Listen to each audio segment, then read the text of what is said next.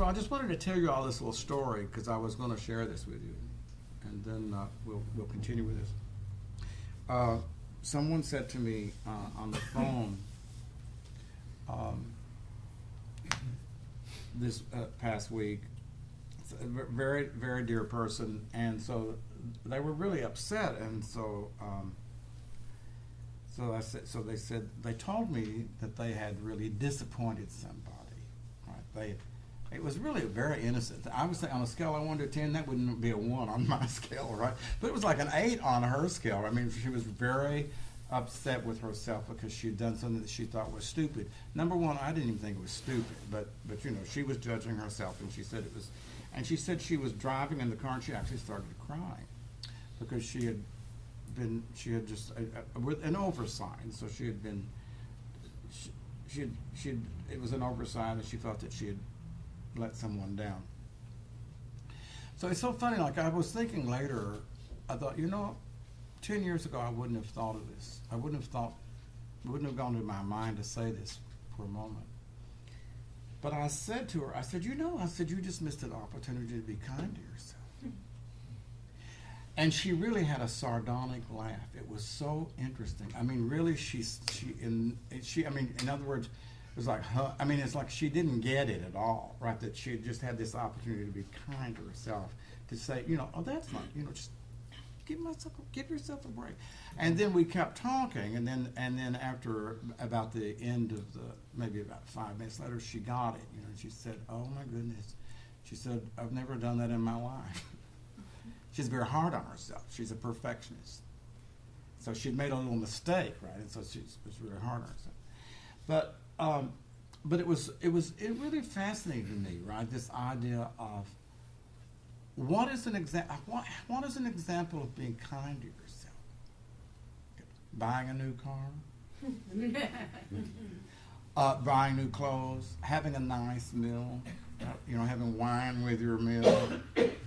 I mean, it's interesting, isn't it? Because this almost goes back to your external, internal. We tend to think of kindness as something externally that we do to ourselves, in a way. I mean, that's the tendency. But I was just thinking of, I was connecting that conversation with her to sitting, and how sitting is an opportunity to practice being kind to yourself. Moment to moment to moment to moment. And it's we're not programmed to do that, really. Right? We're programmed to do it right, to be good, to do what I'm supposed to do. And I'm not saying that we're not, obviously we're trying to learn the technique. So number one, I think that it is really important to try to practice over and over and over and over a kind of a softness with yourself as we sit, and even again a kind of a kindness, almost like there, this is hard. This is really, really hard. Now, you can look around and see 2 or 3 people who are not, it's not hard for them, but to hell with them. But I mean, to hell with them, get rid of them. But I mean, it's really hard. I mean, you're sitting here and you're closing your eyes and you're trying to be with, this mess that we are inside, right? And self-judgment, and and really, you could go to the other extreme. I'm really doing a really good job here. I'm really very good. I mean, it's again, we judge ourselves. What is it? You can say the Buddha said that the conceit of I am is I'm better than you, I'm worse than you, or I'm the same with you. Right? It's the same thing. It's still a form of conceit. So that goes back to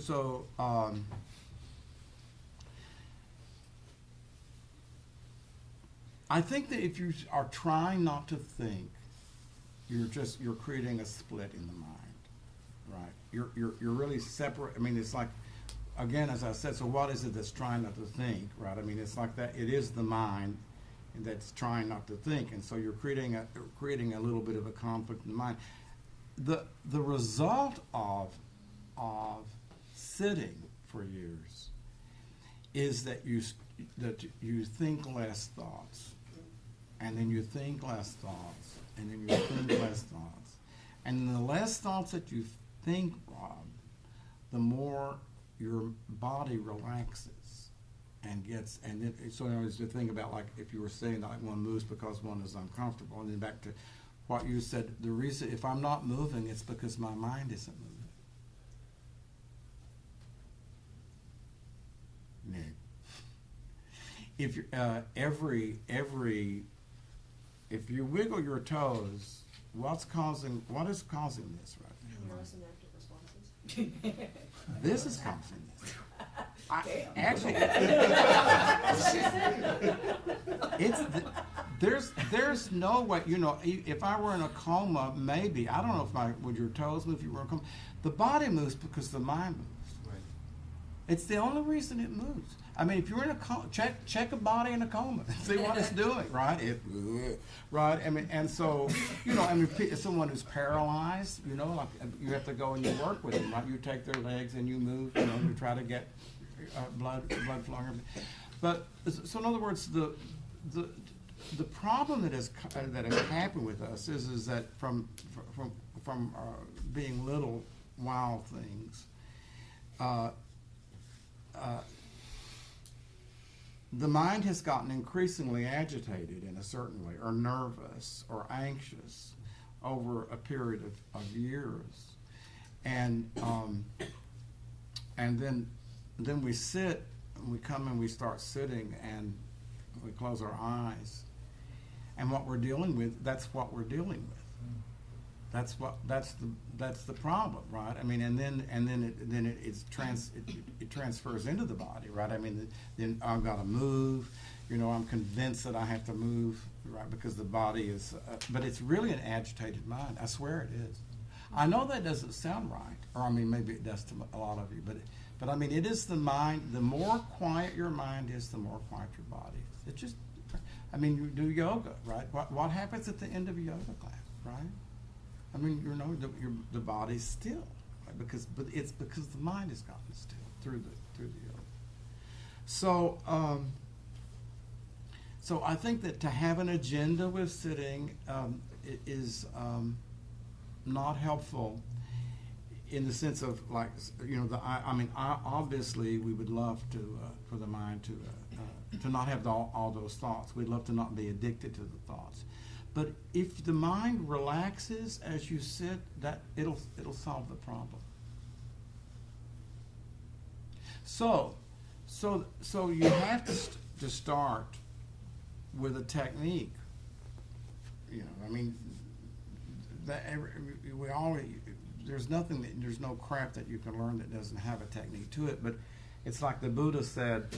He said that, right? It's like if you cross a river with a raft, when you get to the other side, you don't put the raft on your head and keep walking with it. I mean, you let it go. The technique you can eventually let go. But the technique would be to be trying to develop concentration and mindfulness. That's the technique. Trying to develop two things at once. So what did he say? So he said, so you sit down at the foot of a tree, or you go to an empty hut, or you sit down, and he said, and then he actually said, like Victor, you get across. So he said, you know, I don't know if he said in a cross-leg position or not, but you sit in a comfortable position, and then what do? So he said, I mean, this is all we know. We don't really know. This is the one thing that he said over and over and over. Right? What is it? He said, you place mindfulness before you, which no one knows. What the hell does that mean? Place mindfulness before you.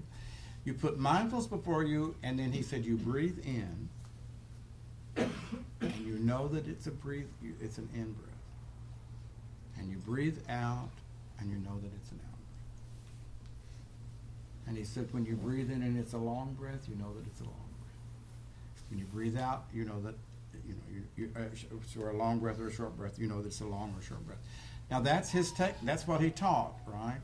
And he said that you do that for the rest of your life. You do that, and you develop this ability to watch your breath. Oh, right. Continually, and really, to some extent, as far as we know, he was watching his breath all the time. Right? I mean, he just developed this ability. There's not anybody in this room right now who can't be watching your breath. Do you think that you need to be, if you need to listen, you can't be watching your breath? Oh my God, I'm listening right now, so I can't be watching my breath, right? Or I'm staring at Victor. I can't be watching my breath, right? You can't be watching your breath because you're busy staring at me, right? Or listening to me, or thinking, God, when is he going to stop talking? So to some extent, I remember one time I was at Forest Refuge, and I had this great insight. This is huge insight. I was thinking. I was walking to my room, and I was very still, and I'd been sitting, for days. And I thought, I could watch my breath like this for the rest of my life. I mean, I just thought. So I thought, and then all of a sudden I thought, oh my God, that would be terrible. I thought. Then I got really kind of frightened because I couldn't stop watching my breath. I mean, how naive. How naive was I? As if I was going to get stuck watching my breath. I thought, oh my God, what if I don't think I can stop this. But of course, within 3 minutes, of course, I was thinking about lunch. Well, what are we going to have for lunch? And I didn't even remember that a moment then, probably for the next 2 hours, right? And then I think I was sitting and suddenly I got a little smile on my face. So in other words, we can't watch our breath. Maybe the Buddha can, but we can't. But you can remember that you've forgotten to do it and come back to it. So you can remember to, and it's just that simple. It's not like you're, how to say, it's just that simple. It's just, this moment, I'm just going to invite you, everybody, check and see, are you inhaling or exhaling at this moment? You're either one or the other, or you're pausing. That's the only choice you've got. There's 3 choices. You're in a pause, you're in, or you're out, right? So are you inhaling now? And then, you know what? You'll be exhaling. The odds are, after you inhale, you'll be exhaling. What am I doing when I'm yapping? I'm exhaling. You can't talk and inhale. Try it. Try to talk and inhale. It's very hard to do. Helium. Singing. When you hear a singer, wonderful singers, right? They have great breath control, by the way. They're exhaling. That's what a song is. A song is an exhalation. It's amazing. And then great singers learn how they can take a breath in. It's amazing. The real wonderful singers can take a huge breath in a second. Be totally like that, because they've developed their muscles, right? All of those muscles. But anyway, and then it's a long exhalation, right? The exhalation could be like a minute. So he figured that out. The breath is the only thing that is, or not the only thing, but it's one of the things that's an involuntary function that can be made voluntary. See, it's not just involuntary. And that's what yoga's about. Yoga's about actually learning how to control your breath. Meditation is about watching your breath. They're totally different. So meditation is about making the breath as your object, and then the other. So if you call that concentration would be the ability to stick on the breath, right? Mindfulness is the thing about remembering to come back and do it again, right? So that's the thing. So then when you discover that you've been thinking for 5 minutes, and all of a sudden you say, oh, like that, well, that's a moment of waking up. That's a moment of mindfulness. Now, if you were kind to yourself, you would say, oh, oh. You don't beat yourself up for it. Say, oh my God, I've been thinking for the past 10 minutes. That's what we do, I think. We tend to. So, so technique is about knowing what to do with whatever is happening in the moment. You got a tremendous back pain, so that your back is screaming. So the technique is knowing what to do with it. And so for sure, if your back is screaming, and then the, we'll call it the Raoul. I start with the ego. So your back is screaming, and so then you decide that you've got to really ratchet up your concentration on your breath. Did you see what you just shot yourself in the foot? I mean, you've guaranteed that you're just going to be miserable. It's a guarantee. I mean, you don't have a Chinaman's chance, right? So I remember like when the people were, it was noisy outside, and Cassie had just learned how to note because she's a very good student. So this was the last class, and it was very noisy outside, and so she was hearing. she was noting hearing, and right. I mean, how did that work for you? So again, I mean, in other words, so you. What? Very relaxing. Very relaxing, right. Here, or how about angry? Or what about kill? So, what you would, well, okay. So what would you do if your back is killing you?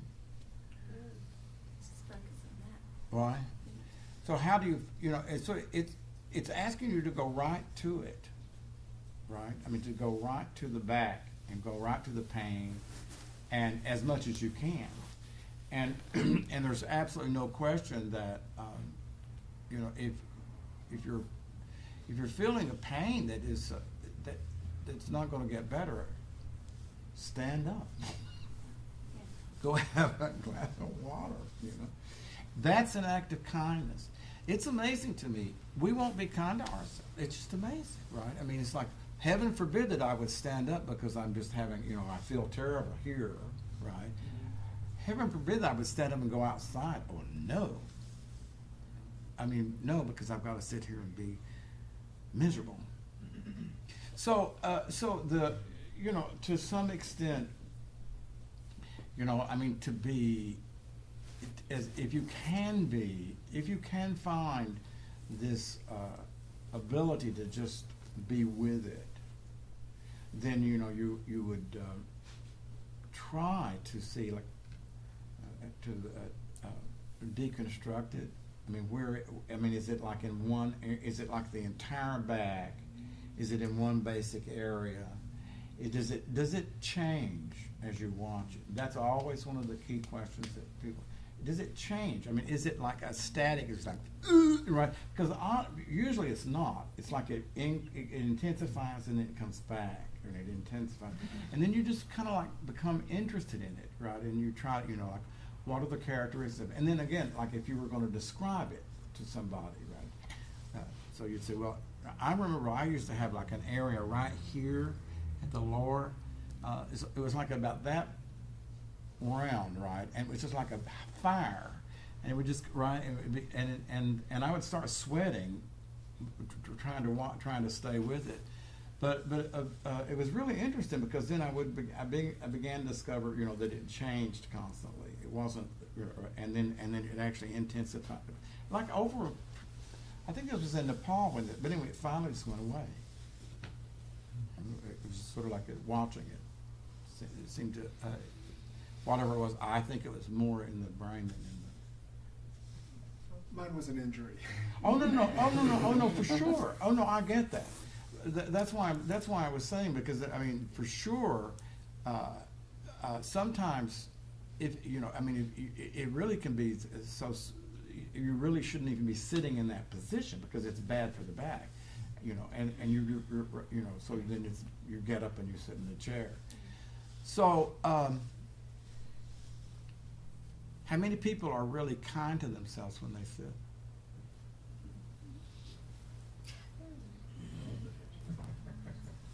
It's good. Anybody else have anything else to say about it? So I want to say, let's see. if I can bring this back just a little bit. I was going to talk about the spiritual faculties today, because you remember.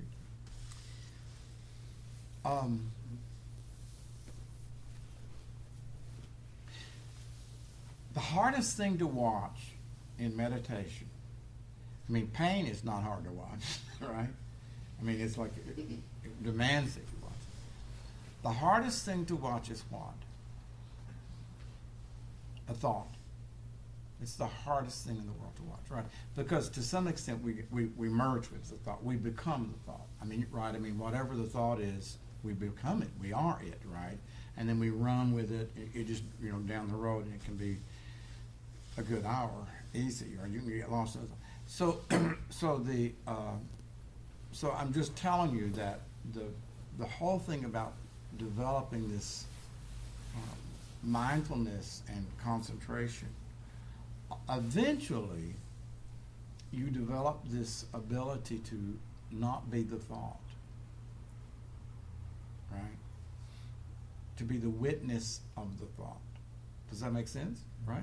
And when you're witnessing the thought, that's when the thought, it will end. It just ends. As long as you're lost in the thought, it fuels it. It's like throwing oil on it. It just keeps going like that, right? It doesn't feel like that, but that's what we're doing. We're just fueling with our interest in it. But when you develop this ability to mindfulness, when you develop to an extent that it's really pretty powerful, then you see the thought coming, right? And so, it's not that you necessarily catch it immediately, right? It might rise up and it might last for like 3 or 4 seconds, but eventually it's just like, there it is. You see, it's a thought. It's not you. It's not Kathleen thinking this. It's just, I want a hamburger. Right? It's just, I want a hamburger. I want a hamburger bad. I want a hamburger, but it's just a thought. It's not Kathleen then there's just, oh, how funny, right? It's interesting. And you just, it may just disappear because it's just a thought. That's all it is. It's just a thought. But we've lived with, and we've lived with thought since we were little. It's become such a second nature to us. We have almost no developed ability to watch thought. None. Right? None. It's terrible. It really is terrible. It really is terrible. There's nothing wrong with thinking. Thinking can be, but it's terrible to be lost in it, because the ultimate, certainly you can go to the post office and murder everybody, take a gun and murder everybody. That's being lost in thought. It is. It's like, oh well, it's done. I just wanted a hamburger. That's not so bad, but thought can take you. It can get you in a lot of trouble. It can. And it certainly can lead to all kinds of addictions. So I guess I'm just saying that this practice develops the ability to witness thought without giving it authority. And you can't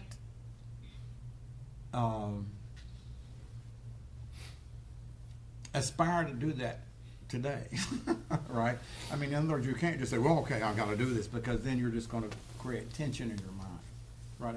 It's about relaxing, and it's about being kind to yourself and doing the practice of watching the breath as much as you can. But over a long period of time, that's really, I promise you, that's what it does. It teaches you, it enables you to not get lost in thought, which is wonderful.